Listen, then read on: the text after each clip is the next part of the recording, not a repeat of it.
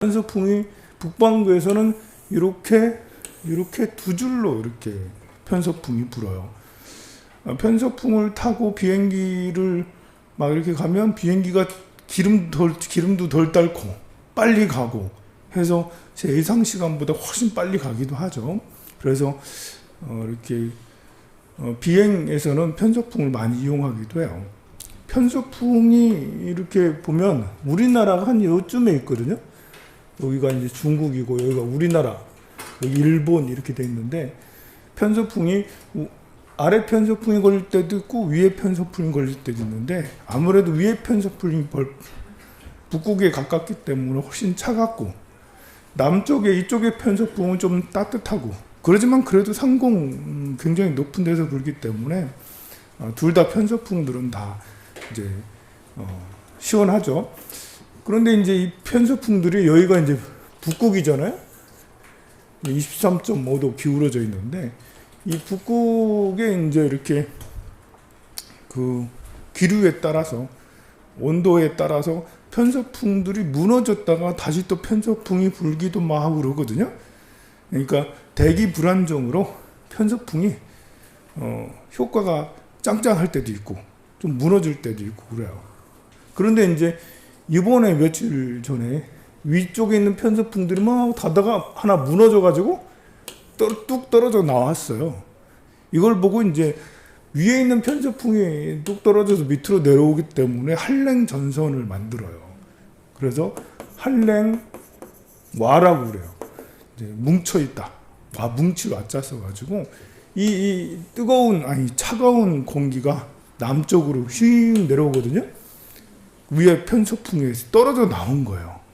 그래가지고 저 몽고 이쪽 좀 서쪽으로 가서, 몽고는 아니고 몽고의 서쪽 밑으로 이 편서풍에 떨어져 나와가지고 이렇게 한랭전선을 만들어서 굉장히 빠른 속도로 우리나라를 향해서 내려온 거죠. 그러면 이제 여기에 버티고 있던 고기압들이 밀려나고 이제 이 편서풍이 지배를 하는데요. 편서풍이 이쪽 이제 요동지방으로 해가지고 북한 쪽으로 해서 우리 여기 설악산 쪽으로 해서 다시 돌아가지고 위로 다시 이제 동해바다로 나가가지고 블라디보스톡으로 다시 쪽으로 다 올라가고 그랬거든요. 그 과정 중에 내려왔다 올라가는 과정 중에 아주 초저기압, 이게 한랭 전선이라고 해서 한랭 저기압이라고 해가지고 무조건 1000m바 이런 거 아니거든요. 1000 헥토파스칼보다도 더 해서 1010 헥토파스칼, 1012 헥토파스칼 이 정도도 저기압이 될 때도 있어요. 이게 1012 헥토파스칼 하다가 여기 갑자기 뚝 올라가가지고 이쪽에서 980 헥토파스칼, 20 몇 헥토파스칼 팍 내려가면 기압 차이가 너무 빨리 이제 생기는 거죠. 그러니까 여러분들이 낮은 데 있다가 갑자기 고도 1000m 높이로 쫙 올라가면 귀가 찌르게 하잖아요. 이 기압차 때문에 그러거든요. 기압이 높은 데 있다가 낮은 곳으로 올라가니까 순간적으로 이제 우리 귀에 이렇게 무슨 달팽이관 같은 게 있잖아요. 그 평형 감각을 유지하는 그런 평형추 같은 그런 역할을 하는데, 그것이 이제 잠시 조정 과정을 거치는 거죠. 한 단계 기압이 딱 업그레이드 됐으니까 거기에 맞도록 내가 몸을 유지를 해야 돼. 그래서 아픈 거예요. 고통이 이렇게 따르는 거예요. 몸 귀에. 근데 여기 이제 980, 990, 1012에서 990, 980대로 푹 내려오면 25 헥토파스칼 정도 차이가 나거든요. 이러면 폭탄 저기압이 돼요. 그래서 바람이, 우리가 보통 태풍은 열대 저기압하고 태풍하고 서로 이렇게 그 차이가 뭐냐면, 저기압하고 태풍하고의 차이는 바람의 속도가 초속 17m가 넘어가면 그럼 그때부터는 태풍이라고 그러고, 초속 17m 이하면 그럼 열대 저기압인 거예요. 열대 저기압을 측정하는 데는 풍속이 가장 중요하다 할 수 있는데, 근데 태풍이 보통 이제 여기에서 일본 밑에 필리핀 옆에 이쪽 해상에서 많이 발생을 하는데 이제 이것이 열대 저기압에서 바람이 세지면 그러면 이제 수증기를 막 먹으면서 더 에너지가 더 세져. 그리고 소용돌이를 만들어. 이런 데서는 적도 지방에서는 소용돌이를 덜 만들거든요. 근데 위도가 필리핀 그 서쪽 동쪽 이쪽은 위도가 딱 이제 바람이 세지면 소용돌이가 이게 회오리 바람이 돼서 소용돌이가 막 펼쳐지기가 쉬워요. 그래서 태풍이 돼서 17m 이상이 되면 그럼 태풍이 걷잡을수록 더 커지게 되는 거예요. 에너지가 막 더 커져서 나중에는 이제 초속 30m, 40m, 50m까지.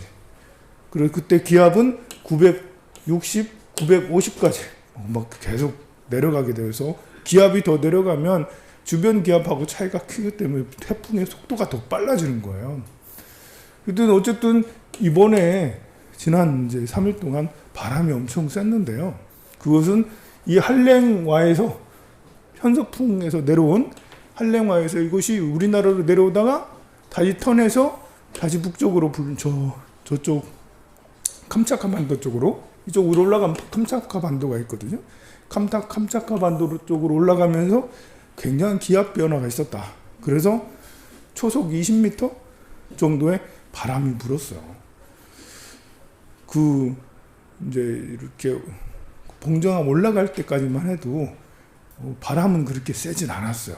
그때만 해도 여기에 요동 지방에 이제 한랭 기압이 이제 자리 잡고 있었고 밤새 이제 빠르게 내려와 가지고 턴해서 12시쯤에 턴해 가지고 저 캄차카반도로 올라갔거든요. 그래서 그 내려올 때 엄청 걱정을 많이 했지. 너무 잘 알아도 안 되는 거야 이게. 너무 잘 알면 미리 먹어갖고 겁을 미리 너무 잘 알면 이거 큰일 났네 어떡하지? 라고 이렇게 생각을 하는데 의외로 이제 이 한랭과 한랭전선 폭탄 저기압이 올라가면서 폭탄 저기압이 여기서 형성이 된 거거든요. 올라가면서 만드는 폭탄 저기압은 우리가 봉정하면서 내려오는 데는 하나도 걸림돌이 되지 않았어요. 괜찮았어요. 다행히 비도 별로 안 내리고 내려오는데 뭐 바람이 좀 센 거는 겨울에 좀 바람이 세잖아요.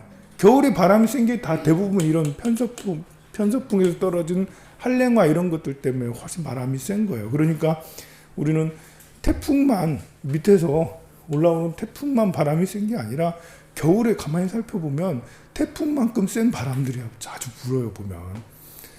그런데 거기서까지는 괜찮았는데 이제 목욕하고 온천단 거기 척산 온천이라고 물 좋은 데가 있거든요.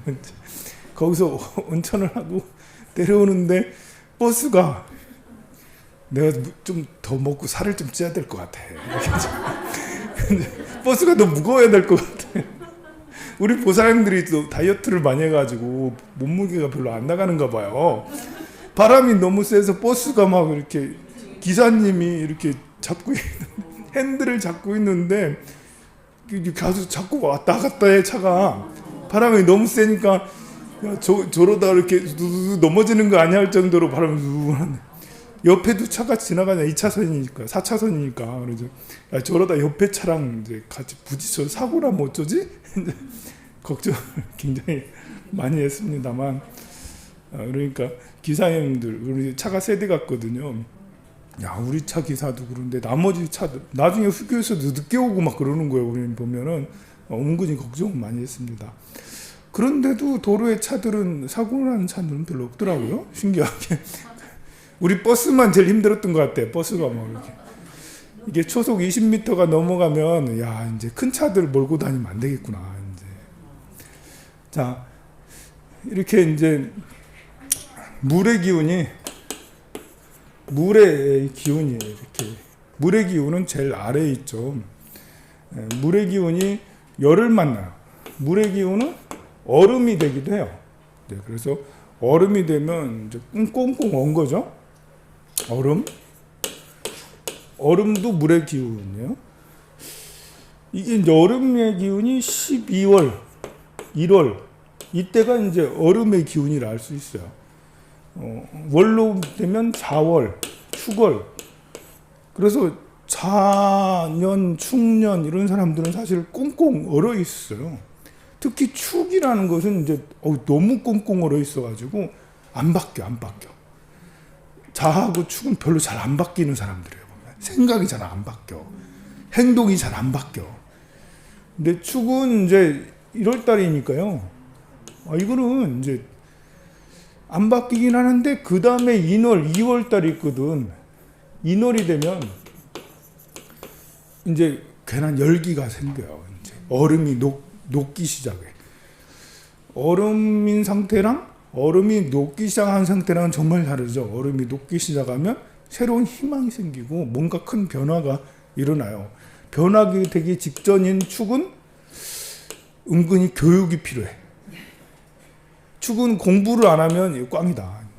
고집쟁이가 되고 축은 자꾸 교육하려고 하고 공부하려고 하고 이런 것들을 좋아해요. 만약에 축이 공부를 안 한다. 상대하기가 너무 힘들어. 축은 무조건 공부하는 곳에 있거나 공부를 하거나 그래야지 그 다음에 인으로 넘어가서 뭔가 새로운 걸 시작을 할 수가 있는 거예요. 해나 자는 뭐 그렇게까지 공부까지는 안 해도 이미 이제 지혜가 있어. 근데 축은 깜깜한 밤중이잖아요. 너무 깜깜해가지고 이때는 숙면에 들어있는 상태거든요. 숙면에 들어있는 상태는 둔하다. 띠 중에 제일 둔한 띠는 소띠예요. 띠 중에 제일 소띠지. 이제 둔하니까 어떻게 해야 돼요? 공부해야죠. 그래서 공부를 갈구하는 게 축이기도 해요. 공부를 안 하면 아무 쓰잘데없이 고집쟁이가 받게 되지 않는다. 해하고 자는 제일 지혜로운 사람들이에요. 무조건 다 지혜롭다는 건 아니고요. 그래서 이런 물의 기운이 이제 막 움직여서 얼음에서 피어올라서 이제 좀 따뜻해지면 진동이 이제 일어나요. 얼음에서 물이 되면 진동이 일어나죠. 진동 이렇게 뭔가 움직여지는.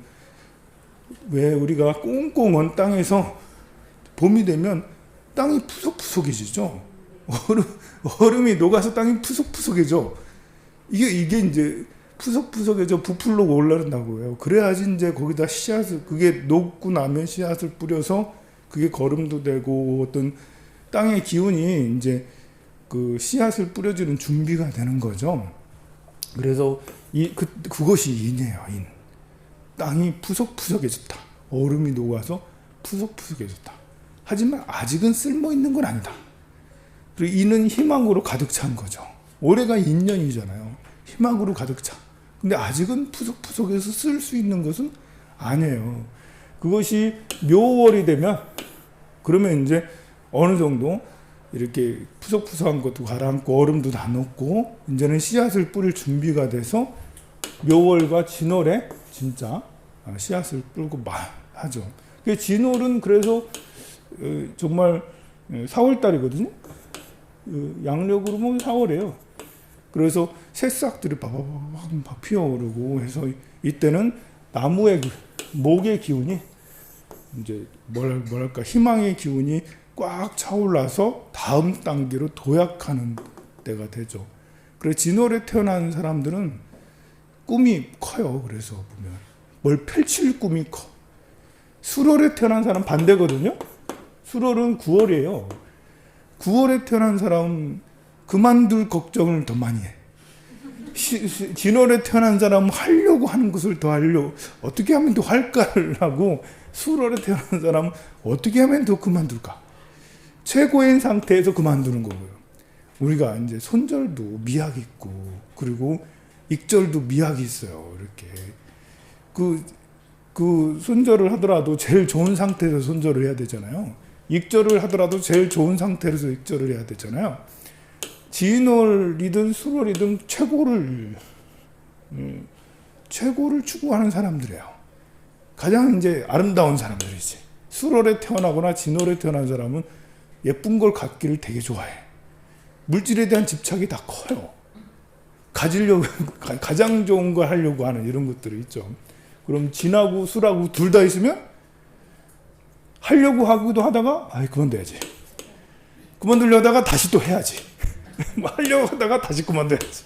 그만두려 하다가 다시 그만해야지. 이렇게 하죠.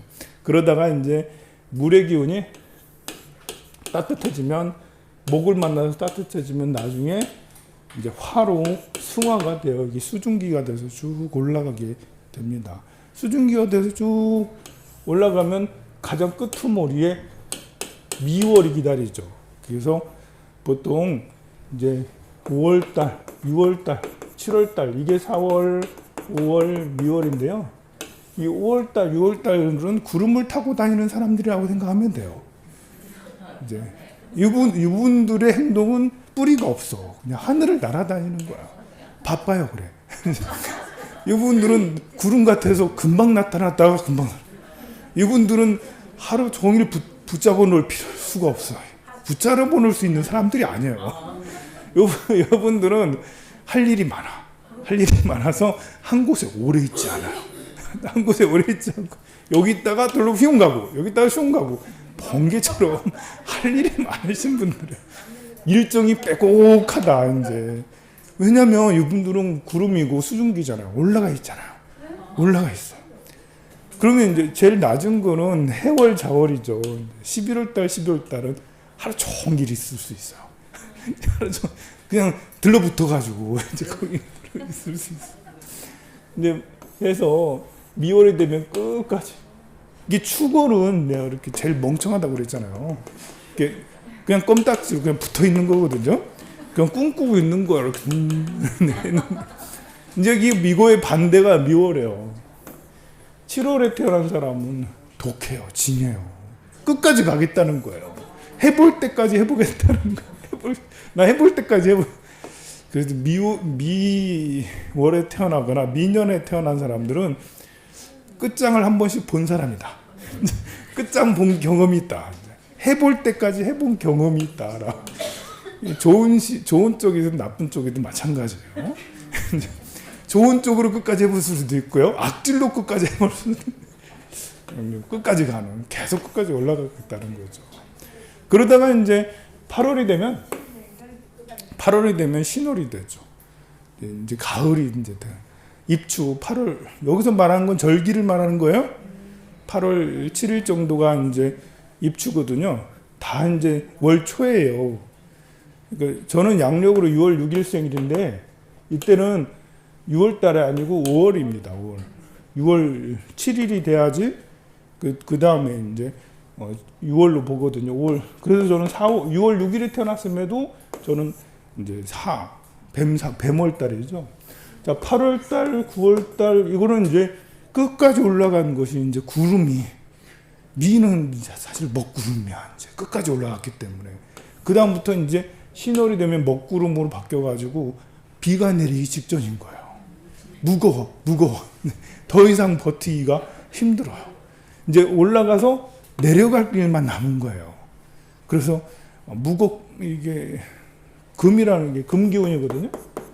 쇳덩이가 무겁잖아요. 이제 이 무거움이 땅 속에 박힌 무거움일 수도 있지만 하늘에 올라가서 떨어지는 무거움이 되기도 해요. 그래서 가을은 하늘에서 찬 기운이 내려오잖아요. 찬 기운이. 봄에는 이제 땅에서 따뜻한 기운, 하늘에서 따뜻한 기운도 올라오고 땅에서 따뜻한 이렇게 해가지고 성장하는 거고, 가을에는 계속 내려오는 게 무거워. 그 마음도 무거워. 가을은. 봄에는 이제 날아가라고 마음이 싱숭생숭하는 거고요. 전에도 얘기했잖아요. 봄에는 놀러 가라, 이제 밖에 나가자, 어딜 가자 이제 해서 싱숭생숭한 거고, 가을은 무거워서 싱숭생숭한 거예요. 힘들어서. 마음이 무거워서. 몸은 괜찮은데 이게 내리는 이게 뭐냐면 우울이라는 게, 우울이 뭐냐면 어떤 문제를 나 때문에 그런가 해서 내면으로 돌이키는 거예요. 우울이라는 게. 우울은 자신의 내면으로 자꾸 쑥 들어가는 거예요. 그래서 내 때문에 그런갑다. 내가 무슨 문제 있는 것 같다. 세상이 날 이렇게 막 힘들게 하는 뭐 이런 거 있잖아요. 그래서 우울을 해주는데 이런 것이 금의 기운이라 할 수 있어요. 사람이 자기 반성이 있어야지 성장을 하는 거죠. 실패가 있어야지 성장을 하는 거야. 그래서 이 금의 기운은 슉 올라갔다가 이게 밑까지 쑥 올라갔다가 떨어지는 것을 금이라고 할 수가 있어요. 무거우니까 떨어져. 돈 많이 벌었다가 떨어지는 거야. 잠시. 더 떨어질 수도 있겠죠. 실패해가지고. 이 간격이 크냐 작냐에 따라서 올라오는 것도 쉽게 올라올 수도 있고, 이 조금만 내려가면 다시 올라가기 쉬운데 이만큼까지 쭉 내려가면 다시 올라가기 어려워가지고 빌빌대다가 겨우 올라오고 그러거든요. 그래서 금은 무거우니까 무겁다. 조정이다. 스스로 뭘 조정을 한다는 거예요. 이거 경찰이에요. 경찰이다. 경찰들은 조사하죠. 조사해. 뭐 했냐 안 했냐 해서 뭐 잘못했는지 압수수색 당한다 이거. 이제 여기까지 올라가가지고 압수수색 당하는 게 바로 금의 이제 거예요. 그 압수수색 당했는데 뭐가 나온다. 이러기까지 내려가는 거고요. 압수수색 당했는데 조금 정체했다. 안 나와가지고 위축 당하죠. 압수수색 당하면. 그러면 이만큼 내려왔다가 다시 또 급발진해가지고 다시 또 성장을 하기도 하죠. 그래서 이제 이 금을 우리는 조정이니까 압수수색이니까 이제 재앙이기도 하지만 반대로 기회이기도 하다. 이제. 금의 기운은 항상 조정인데 무거워요. 가을은 항상 이 사람이 부자가 되는지 가난하게 되는지 확정짓는 그런 때가 가을이에요. 풍년인지 흉년인지 가을의 확정. 봄 여름은 몰라요.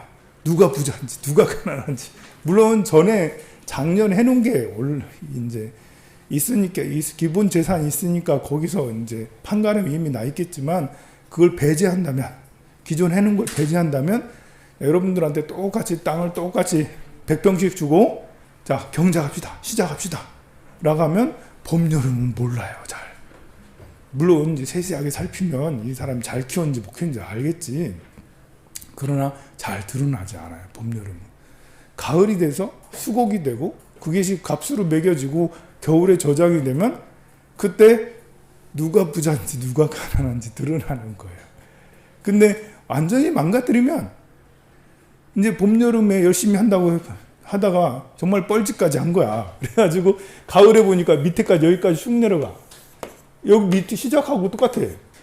0이잖아요. 그러면 내년에 어떻게 되겠어요? 이게 올라갈 수가 없는 거예요. 근데 가을에 이제 그래서 겨울을 지나야 되니까 이만큼만 내려가죠. 겨울을 지나려면 가을에 수확한 걸 다 써야 되잖아. 내년까지 하려면. 그래서 그 가을 겨울은 성장이기보다는 조정을 하는 거고 가을 겨울은 뭔가 이렇게 새로운 준비를 하는 그런 때가 돼요. 그래서 인생에 보면 삶에서 보면 이런 시기는 반드시 있다.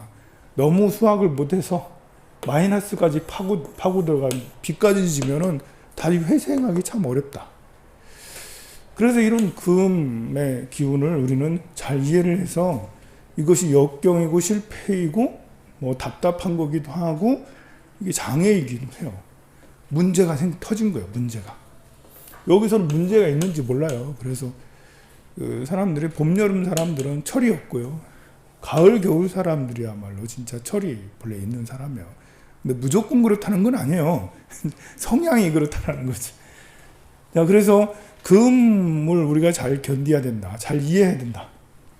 그래서 상달기도도 하고 그렇게 하는 거죠. 자, 우리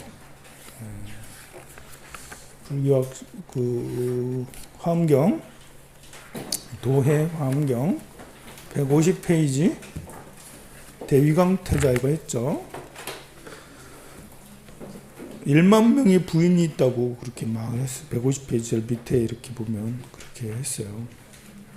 그래서 대위강태자가 뭘 이렇게 뭐 10가지를 증득하는 요구까지 했고요. 그래서 152페이지로 가서 광대한 발언.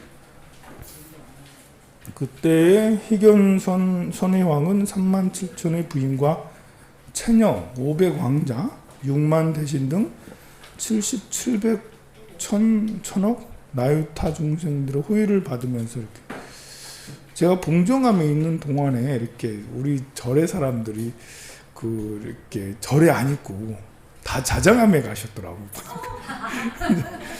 자장암에 요즘에 금화보살이 이렇게 나오셔서 금화보살 친견하면 기분이 좋잖아요. 그래도 가면 정말 신기해요. 이렇게 법당 뒤에 목탁 소리 나고 사람들이 왔다 갔다 하는데 조그마한 손가락 정말 자장유사가 이렇게 손가락으로 지졌대. 고기를 바위를 뚝 눌러가 지졌대. 그래 구멍을 만들었다고 손가락을 힘으로. 그래서 거기에 이제 신비로운 개구리가 있어서 네가 좀 이 도량을 지켜라 해서 개구락꾸락자 여기 들어가라 그래가지고 이제 거기다 이제 그 집을 만들어서 그랬는데 집이 너무 자장율사도 좀 너무했어. 가면 개구리가 살기 좋은 조건이 아니에요. 좀 좋은 데다 구멍을 뚝 뚫고 먹기 좋고 살기 좋은 데다 해야지 거기 어떻게 들어갔을까 할 정도로 절벽에 거기가 그렇게 개구리는 습지를 좋아하잖아요. 별로 습해 보이지 않는 그런 구멍인데 거기에 계속 들어가서 이제 있다라는 게 출퇴근하신다 하더라고. 아침에 어디선가 나타나가지고 거기에 들어가셨다가 하루 종일 있다가 저녁에 어디론가 사라진대. 뭐지? 왜냐면 구멍이 이렇게 좀 살 수 있는 그런 공간은 아니에요, 사실. 근무지로 적합할 수는 있어도 이 도량을 이제 도량 관리를 하실 근무지로 정말 뭐 그런 지 어떤지 몰라도 끼워 맞추면 너무나 탁탁탁탁 맞는다. 근데 그게 깨구락지니까 너무 좀 아무리 그래도 이렇게 우리가 이제 소가 그런 것까지는 인정을 하고 말이 그런 것까지는 어떻게 하겠는데 고양이가 그런 것까지는 어떻게 하겠는데 개구리가 그렇더라고요. 근데 이제 동양의 전설에 이렇게 보면 우리 지렁이 가지고도 지룡이다 이렇게 해가지고 이제 지렁이 가지고 용이다 이렇게 하고 그러니까 두꺼비도 아니고 두꺼비는 그래도 좀 약간 그런데 이제 개구리가 조그만해가지고 금화보살 하니까 이렇게 약간 웃기기도 하고 신기하기도 하고 그러는데 막상 가서 보면 이제 이렇게 정말 신기하다. 어떻게 저기 들어가서 저렇게 있을까? 그런 느낌이다. 요즘에 근래 몇 년은 안 나오셨어요. 이렇게 이상하게 난 이제는 이제는 없어지는 것 같다. 이제 저 나름대로 이제 안 나오신 지 하도 오래돼가지고 이제는 금화보살이 안 나올 거다. 이제 없을 거다라고 나름 그래 생각하고 있었는데 올해 갑자기 또 나오셔서 얼마나 계속 계실지는 모르겠지만 그래도 이렇게 가서 친견도 하고 무엇보다 그냥 자장암이 좋아요. 자장암이 도량이 너무 좋아서 도량이 크진 않지만 이제 통도사 도량이 참 좋은데 뒤에 극락암이 이제 수행하기가 아주 훌륭하게 도량도 넓고 커요. 극락암이 가면 넓고 크죠. 그런데 자장암은 이제 이렇게 무슨 제비터처럼 넓고 크진 않은데 조그만한 터인데 그야말로 이제 이렇게 통도 그 위에 영축산 쌀바위부터 쭉 바위들이 쭉 산들이 병풍처럼 그리고 소나무들이 이렇게 있어서 여기가 이렇게 신선이 사는 곳인가 할 정도로 신비로움까지 있는 그런 곳이 자장암이죠. 그렇다고 다 자장암에 가서 살으라는 건 아니고요. 그래도 그런 공간에 가서 청량함을 얻어오고 이렇게 참배도 하고 거기에 또 금화보살까지 있으니까요. 또 이렇게 제가 통도사 살 때는 스님들이 금화보살 나왔다 스님 가자 이렇게 하는데 에이 뭐 금화보살 뭐야 짜증나게 안 가 그렇게 하고 막 그랬는데 그래서 그런 것들을 이제 안 봐도 사실 상관없는 거예요. 안 본 사람은 나 아직 한 번도 안 봤는데 내가 좀 인연이 없나? 뭐 잘못됐네 이런 거 아니고 또 봤다고 자랑질할 필요는 없어요. 내가 봤으니까 몇 번 더 봤으니까 나는 그만큼 가피를 더 많이 얻었다 이런 건 또 아니고 그냥 이렇게 보고 오면 신심이 또 나고 이제 불연이 깊어지고 하니까 참 좋습니다. 자, 광대한 행원 6만 대신 등 70, 700, 1000억 나유타 중생들의 호의를 받으면서 호호탕탕하게 영광명 큰 도성을 빠져나왔어요. 국왕의 실력으로 모든 대중들이 허공 중에 떠서 공중에 가득한 공양거리를 가지고 부처님께 공양을 올렸고요. 그때 일체 공덕산 수미승원 부처님은 중생들을 조복하기 위해서 대중이 모인 도량에서 법문을 절하셨어요.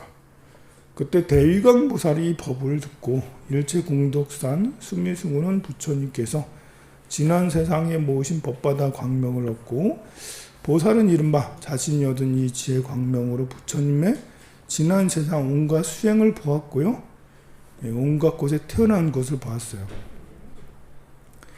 그러니까 우리가 부처님 전에 이렇게 기도하고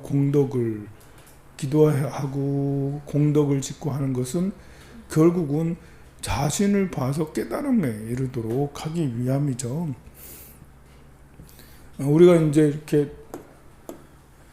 막 이제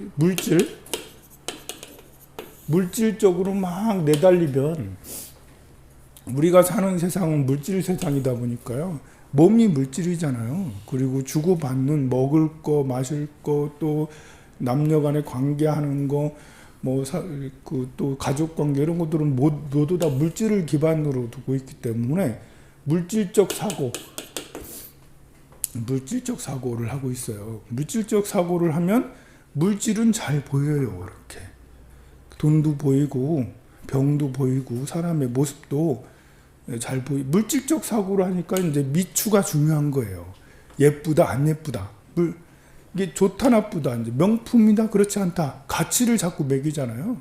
그래서 가방도 가치를 매기고 신발도 매기고 옷도 가치를 매겨서 좋은 것은 아무래도 고급진 것은 이제 물자가 많이 들어가니까 희소 가치가 있으니까 고가가 비용이 더 들 수밖에 없어요. 그런데 사람들은 또 그런 물질적으로 이제 예쁘고 좋은 이런 것들을 가치를 높게 주니까 그러니까 이제 그게 더 비싸지고 그러는 거죠. 물질만 그런 게 아니라 사람도 가치 평가를 그렇게 하는 거죠. 그래서 물질 세계가 되면 물질적 사고를 하게 되면 그러면 이렇게 양변, 그러니까 좋고 나쁘고 실패했고 성공했고 분별심이 훨씬 커져요. 분별심이. 물질은 분별로 되어 있으니까. 물질은 분별되어 사람의 뭐 의자라든지 뭐 천장이라든지 에어컨이라든지 카메라라든지 이런 것들이 다 분별되어 있잖아요. 그 중에 또 이것이 가치로 판단하기 때문에 가치라는 것은 가치가 높다, 가치가 낮다. 그래서 평형적 사고와 수평적 사고가 다 있어요. 그래서 더 많은 것을 수집하는 거 또는 그게 잘 안 된 더 비싼 걸 갖고 싶은 거.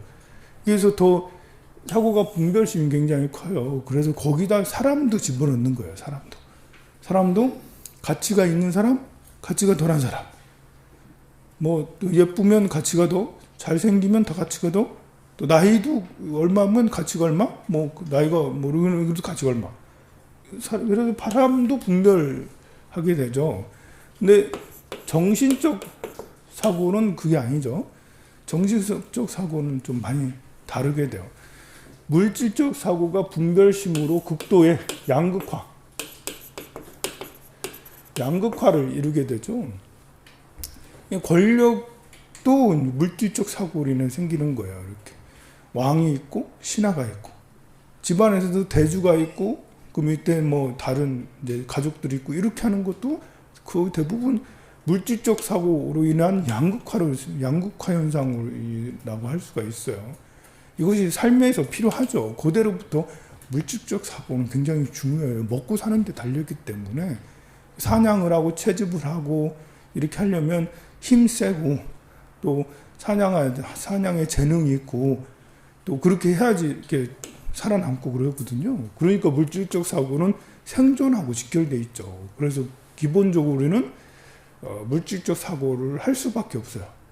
하지만 이제 인류가 성장하면서 정치적 사고도 중요하게 됐고요. 정치적 사고가 커지면서 물질적으로도 양이 훨씬 더 많아졌죠. 그 서로 상부상조의 관계예요. 태초에 이제 뭐 이렇게 원시인들은 정신적 사고로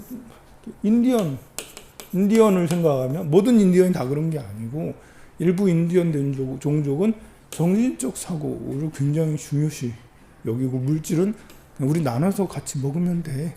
그냥 우리 누군가가 독점하는 게 아니라 먹을 것도 입을 것도 같이 공동을 하면서 우리는 자연 속에서 자연과 어우러져서 하늘을 모셔가면서 자연의 이치에 맞고 살아가자. 이런 인디언들은 정신적 사고가 굉장히 중요하고 그것이 물질적 사고에 영향을 줘서 정신과 물질을 균형 있게 했죠. 하지만 결국은 그들이 졌어. 인디언이 진 것은 물질 세계이다 보니까 물질이 더 상승하면서 여기서 권력, 물질적 성장과 과학이죠. 지금의 과학은 양자역 학은 정신적 사고가 많이 들어간 거고 양자역 학이 나오기 전 뉴턴 물리학까지 상대성 이론까지 모두 다 물질적 사고라 할 수가 있거든요. 빛이 얼마나 빠른지, 뭐 원자 전자가 얼마인지, 중력이 뭐 있어가지고 중력이 서로 끌어당기고 행성과 행성 간에 중력이 있어가지고 태양계가 뭐 돌고 이런 게 한 것이 모두 다 물질적 사고잖아요. 중력의 법칙이라든 이런 것들도 다 과학과 이제 관련이 있는데 물질적 사고예요. 물질적 사고가 내가 얼마나 맛있는 걸 먹는지, 내 주머니에 얼마나 더 많은 것을 집어넣는지 이런 것만 있는 게 아니라 물리의 의미도 있거든요. 물리와 과학, 수학까지도 들어가 있죠. 이 물리, 과학, 수학 이런 학문들이 서양이 급격하게 발전하면서 정신적 사고와 물질적 사고와 균형이 있었던 인디언의 일부 종족은 이들에게 이런 과학화된 이제 신무기로 인한 과학화된 이런 것에 밀릴 수밖에 없고 또 그리고 병에 취약하기 때문에 전멸당하고 그렇게 했던 걸 알 수 있죠. 근데 우리는 이제 이런 것들을 관찰하면서 물질적 사고, 정신적 사고 균형을 이뤄야 된다. 이제 물질적 사고가 아무 필요 없다라는 게 아니고 이런 과학과 물리학과 수학 이런 것들이 다 관계가 있으니까요. 이런 것들은 순수 학문으로 발전시키고 이것 발전시키면 시킬수록 정신적 사고가 상호 교류 더 서로 상호 상승될 수가 있거든요. 그래서 정신적 사고도 같이 가야 된다. 특히 이제 우리가 이제 생애 주기로 보면 이게 이게 죽음, 여기는 태어나고요. 여기는 목화의 계절이에요. 이 성장의 30에서 40. 30세, 40세 될 때까지 성장하는 이런 거거든요. 목생화의 그런 계절이죠. 여기서는 물질적이라고 그랬잖아요. 물질적. 그래서 20대, 30대는 물질을 얼마나 많이 가지냐 이런 게 더 중요한 거야. 막 이렇게. 남들은 그래도 명품도 사보고 자동차도 여러분들 20대, 30대 청년들이 이렇게 보면 외제차 타고 싶어 하고 막 끼까번쩍한 거 뭐 하고 싶어 하고 막 그러잖아요. 외형적으로 물질적으로 이렇게 경쟁을 가지고 물질적으로 풍요롭을 원하는 거죠. 명품 뭐 이렇게 수백만 원짜리 명품 뭐 이렇게 차고 다니고 이렇게 하는 것도 20, 30대 제일 많이 하거든요. 물론 여기서도 50대도 해요. 근데 안 어울리죠, 이제. 그냥 이제 돈 많이 있다라고 사람들한테 지랄하고 하는 거예요. 왜냐면 여기서부터는 금수의 작용으로 넘어가거든요. 물론 자기가 자기 집에 이제 퍼도 끝없는 돈이 있으면 품위 유지비로 명품들이나 이제 좋은 차나 다 갖고 쓰겠죠. 뭐 이렇게. 근데 그거는 본인이 이만큼 경제력 이만큼 가지고 있다라 하기 때문에 풍요를 가지고 있기 때문에 쓰는 거고 자기 능력도 안 되는데 수천만 원짜리 명품을 갖고 다니거나 타고 다니는 것은 그러면 이제 그야말로 이제 허영심이라 할 수 있고요. 그래서 이 젊었을 때는 목생 그래서 뭘 해도 다시 기회가 있고 또 이렇게 더 성장하려고 하고 끝없이 이제 막 이렇게 피어오르는 열정들이 있거든요. 근데 50대가 넘어가면서부터는 점점 금수의 기운으로 이것은 진보, 성장이니까 이것은 보수를 할 수 있어요. 나이가 들면 들수록 보수적으로 돼요. 이제 대부분 보수적으로 돼요. 해오던 것만 하고 그래요. 이제 목욕탕을 어제 갔거든요. 목욕탕이 싫다는 사람도 있어요. 이제 특히 여성들이 이제 호불호가 아주 강해. 나는 절대 내가 쓰는 목욕탕 안 써. 내가 쓰는 거 이외에는 안 가. 라고 하시는 분들도 있고 막 그래서. 성격도 많이 보수. 20, 30대까지는 성격이 변화가 가능한데 성격이 이게 보면 50대가 넘어가고 이러면 성격이 골이 나서 그 계곡이 형성이 돼서 그 계곡에서 바뀌질 않아요. 그래서 보수, 60대 이상이 되면 금수의 기운이라서 보수적이죠. 이 변화는 목생화에서 있는 거지 금수는 유지하고 있는 거에서 가려서 더 나은 걸 찾는 게 금수거든요. 그래서 나중에 저장을 해서 다음 생으로 이어지게 되죠. 그러니까 이렇게 보면 여기가 철이 드는 공간이에요. 정신적 세계예요. 이게 정신적 세계가 꼭 나쁜 게 아니에요. 우리가 잘 이해를 해야 돼요.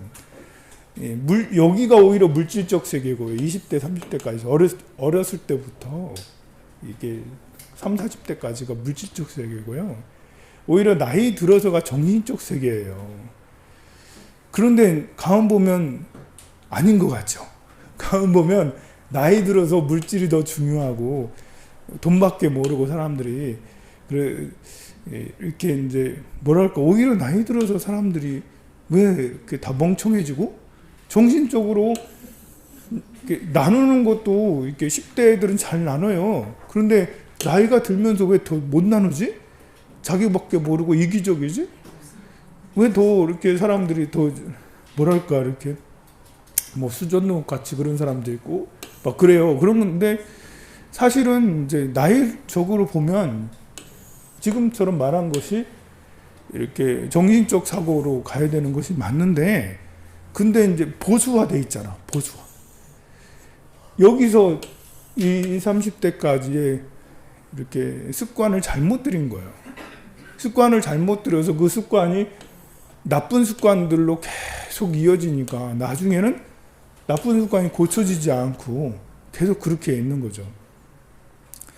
우리는 나이가 들면 들수록 물질적 사고를 내려놓고 정신적 사고를 하는 게 좋죠.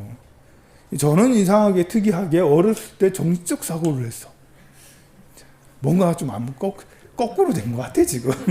여러분들하고 거꾸로 살아. 여기서 정신적 사고를 여기서 일찍부터 정신적 사고를 해서 여기까지 해서 그 다음에 지금 포교당을 만들어 가지고 내가 불사를 하겠다느니 뭐죠? 건물을 짓고 야 우리 건물이 좀 부족한 것 같아. 건물을 좀 증축을 하거나 좀 더 지어서 야 나중에 우리 요양원도 하고 아니면 가까운 어디 도량을 새로 만들어 가지고 다 같이 모여서 다 같이 모여서 뭘 하자. 그런데 이제 거꾸로 가고 있는 거죠. 정신적 사고 이렇게 이런 이제 그래 젊어서 정신적 사고가 이제 이렇게 무조건 다 나쁜 건 아니죠. 스티브 잡스는 20살에 이제 인도에 갔어요.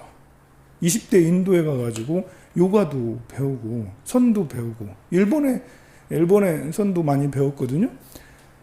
그러니까 이런 이제 스티브 잡스 같은 이런 경우는 젊어서 정적 사고도 중요하게 여기면서 그것이 자기 사업의 아이디어를 넣고 하면서 그 아이템들이 나중에 엄청난 이제 기업의 성장으로 물질의 성장으로 이어지게 된 걸 알 수 있죠.